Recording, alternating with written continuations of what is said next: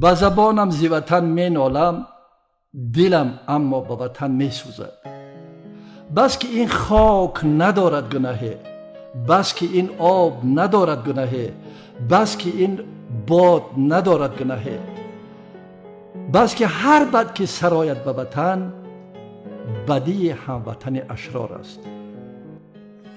گاه می نالم از آنه که چرا وطنم نغمگر نیرنگ است. در کف دست حقارت رنگ است، در کف دست طهارت بنگ است. منبر فضل و بشارت تنگ است، بسر مرد حقیقت سنگ است. نالم در اثر این کار است.